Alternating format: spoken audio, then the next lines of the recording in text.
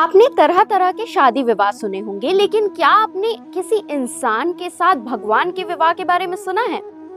जी बिल्कुल, ऐसा ही एक मामला उत्तर प्रदेश के बदायूं से सामने आया है, जहां 28 वर्षीय पिंकी शर्मा ने भगवान श्री कृष्ण से विवाह किया, वो भी पूरे विधि विधान के साथ। वो मंडप पर बैठी, सिंदूर भी भरवाया, वरमाला भी पहनाया और इसका वीडियो सोशल मीडिया पर अब तेजी से वायरल हो रहा है। बताया जा रहा है ये पोस्ट ग्रेजुएटेड है, शिक्षिका है, स्कूल में बच्चों को पढ़ाती है, लेकिन फिर भी सोचिए ये भक्ति कि उन्होंने भगवान श्री कृष्ण से विवाह किया।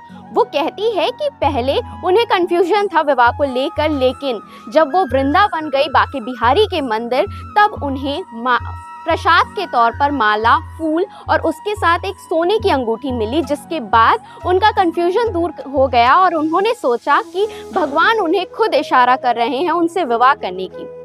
ये जो भक्ति है ये आज के टाइम पे कभी देखने को नहीं मिलती। ऐसी भक्ति हमने सुना था मीराबाई की, लेकिन अभी इस युवती ने भगवान श्री कृष्ण से शादी की है, जिसका वीडियो आप देख सकते हैं। नीचे तक ले जाओ और ऊपर ले जाओ, ऊपर ले जाओ।